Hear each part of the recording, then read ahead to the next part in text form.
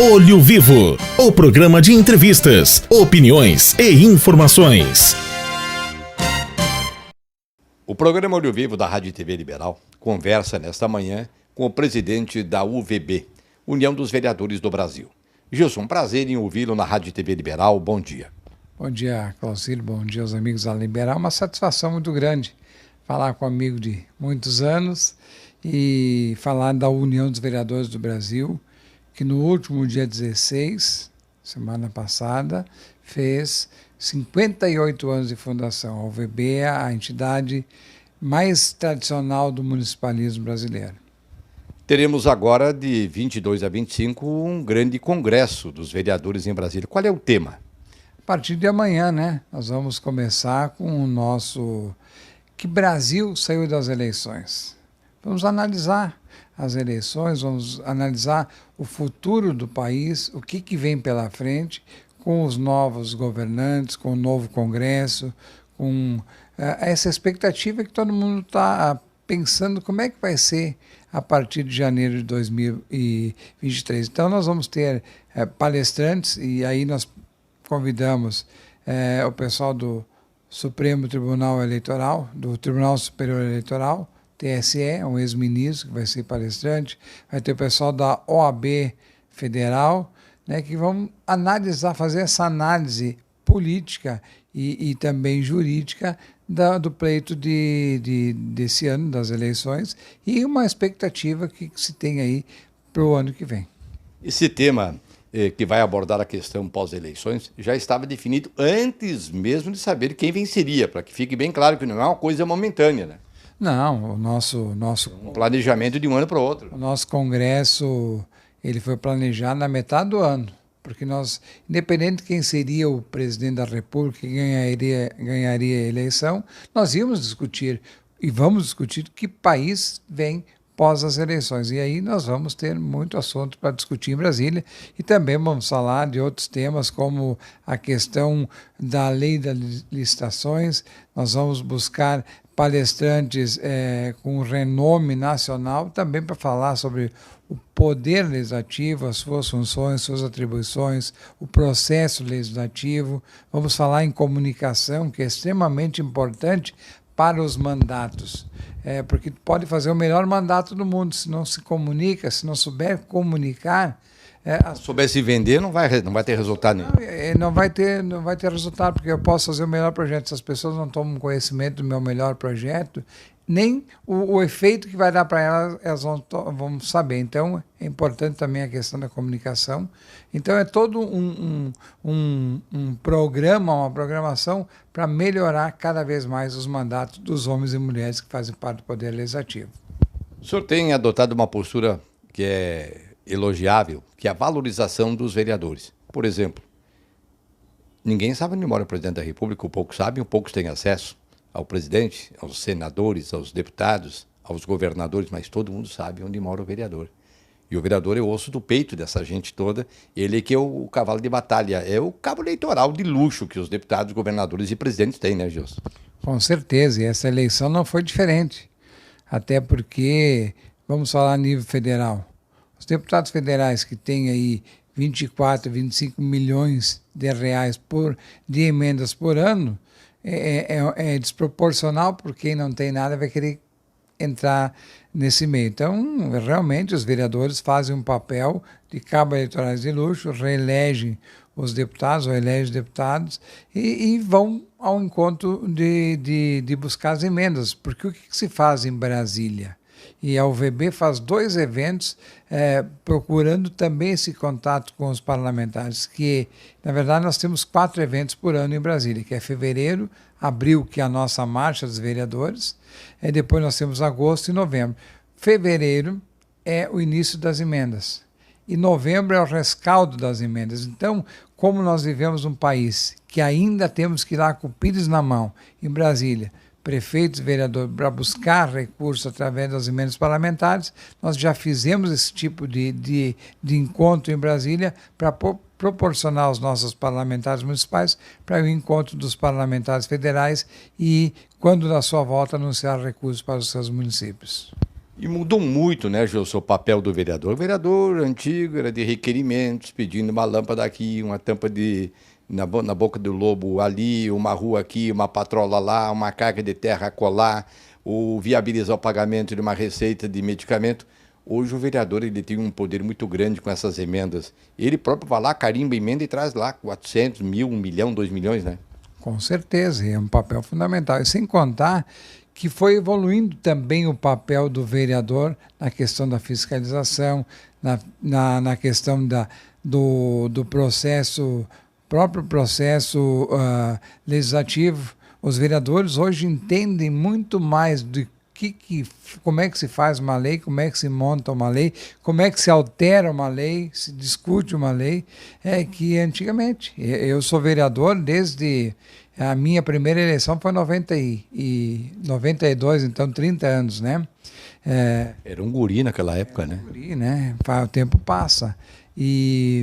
Mas se evoluiu. E eu sempre digo, ontem eu fiz um discurso, ontem não, na quinta-feira, na quarta-feira à noite, em Encantado, na Semana da Câmara, e eu falei, continuo vereador, mas sempre com esse entusiasmo de fazer a mudança, a transformação para a sociedade. Porque eu também coloco com os vereadores que o vereador é um transformador da sociedade. Ele tem que entender isso. Ele tem que entender esse papel, que a ida dele lá no parlamento, quando ele sentar numa cadeira, numa Câmara de Vereadores, ele tem que ter um mínimo de conhecimento. Quando se elege, não precisa, mas depois de se tornar um membro de um poder, do Poder Legislativo, ele tem que ter um mínimo de conhecimento. E nós buscamos levar esse conhecimento aos vereadores.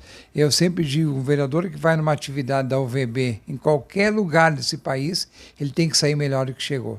Ele tem que, no mínimo, repensar ou pensar que mandato que ele está fazendo, o que ele está transformando a vida das pessoas. Porque muitas vezes tu vai lá, tu vota um projeto, eu sou da base do governo, voto favorável, sem discutir o projeto. Talvez ele não é o melhor projeto para a sociedade, ele é um projeto bom para o grupo político. Então o vereador tem que se preparar, sendo oposição ou situação, ele tem que saber o que ele está votando, porque aquela votação vai refletir na sociedade daquele município. Tanto é a força do senhor, dos vereadores e dos demais pares que conseguiram 5 milhões de reais em emendas parlamentares para o Cristo. 5 milhões e 300 mil, saiu agora... Esqueci os 300 mil, tá? Saiu da bancada gaúcha. Esse é um trabalho que foi feito aí com o pessoal de Encantado todo. Para quê? Para buscar esse recurso. O governo estadual entrou com um recurso de 4 milhões e meio no asfalto. Então, assim, já são quase 10 milhões de reais de dinheiro que foi investido, está sendo investido. E o Cristo, que foi construído com recursos da sociedade, mas tem agora um entorno todo. Por que tem esse dinheiro? Porque virou uma referência no estado do Rio Grande do Sul e no Brasil, o Cristo protetor de Encantado. Então, e essas ações, as próprias APAES saindo do município de Encantado, as APAES no Rio Grande do Sul, que muitas passam dificuldades financeiras, a bancada gaúcha anunciou 18,9 bilhões para o ano de 2023. Então, são ações que o pessoal trabalha, busca recursos, e o dinheiro está lá em Brasília e tem que aproveitar esse recurso. Porque se nós não buscarmos, tem outro que busca e leva para outro município. Então, tem que ter essa consciência que nós temos que ter essa aproximação com Brasília para levar os recursos, porque ainda existe. Eu sou vereador, então, há 29 anos. Vereador hoje em Iraí. Iraí, Rio Grande do Sul. Mas assim, eu continuo falando a mesma coisa. Nós temos um bolo tributário que ele é totalmente injusto, porque 60% do se arrecada nesse país fica com Brasília. Brasília é uma ficção. Ninguém mora no Distrito Federal ou na capital, quer dizer, no Distrito mora, mas em Brasília, no Poder Federal. O Estado é mais ou menos assim também, tem 25%, mas as pessoas moram no município. E os municípios continuam com seus 15%, 16%, 17% de toda a arrecadação que se faz.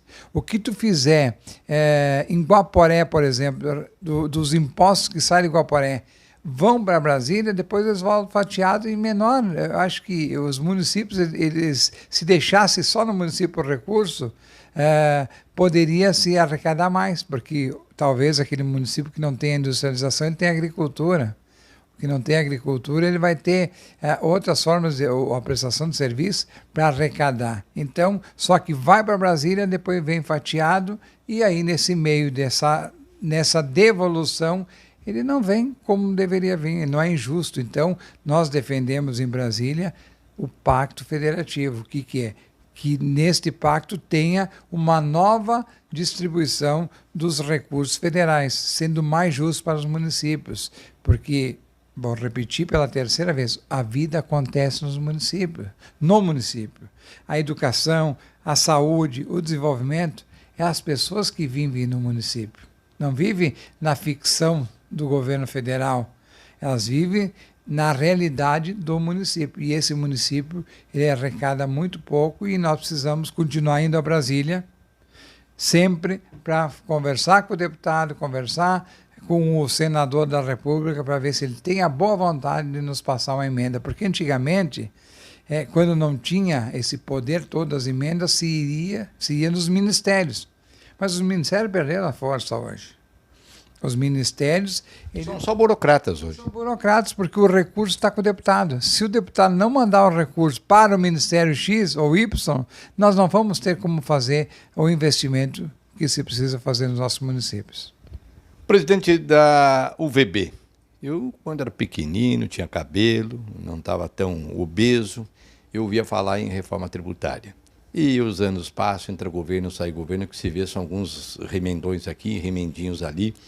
A força que tem a UVB, a força que tem os vereadores, não estaria na hora de emparedar o Congresso? Vamos discutir uma reforma tributária, para ter uma justiça fiscal para os municípios.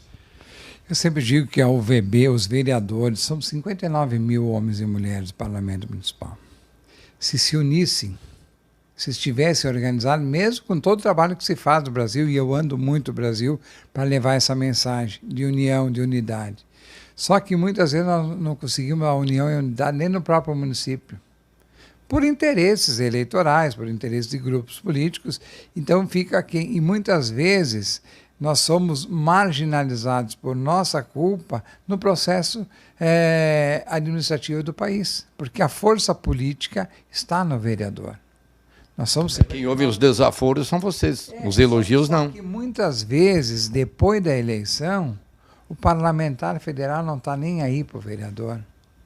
Ele diz, já te dei a emenda, não precisa ficar me incomodando aqui. Tanto é verdade que, se nós olharmos as últimas reformas eleitorais, por exemplo, sempre no período da eleição municipal, nunca no período da eleição estadual federal. Por quê? Porque nós somos, eu sempre digo, tu vai lá, tu fica como cobaia desse processo.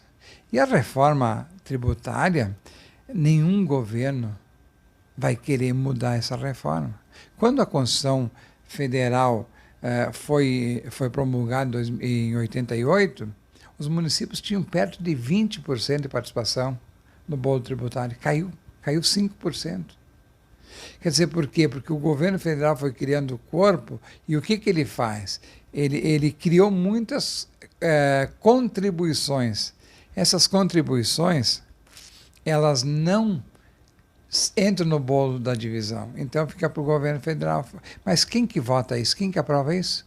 O Congresso Nacional, que muitas vezes depois vem fazer discursos nos municípios de luta, mas na hora de votação eles incham cada vez mais o governo federal, porque tem uma série de interesses. Tem um fundo eleitoral que é bilionário, tem o fundo partidário que é bilionário, que os partidos sobrevivem disso, e os partidos políticos no Brasil, eles não são agremiações, são de grupos pequenos que mandam nos partidos, que são os donos dos partidos. Uma vez eu dei uma entrevista lá em Campo Grande, numa rádio, eu falei: grandes partidos, grandes negócios. Pequenos partidos, pequenos negócios, mas todos estão para negócio. Todos os partidos no Brasil são um negócio. É uma empresa que eles ganham fundo, ganham dinheiro público e fazem essa divisão entre essa administração através das fundações, através de segmentos que eles criam para, vamos dizer, esquentar esse dinheiro para manter muitas coisas que a população sequer imagina. Bom, essas e outras questões os senhores acompanharão aqui na Rádio e TV Liberal, pois nós, a convite da UVB, estaremos em Brasília participando dessa grande cruzada. Gilson, então, juntos, acompanhando o Congresso, muito obrigado pelo convite e também pela credibilidade que o senhor dispôs e mais do que nunca emprestou à nossa emissora.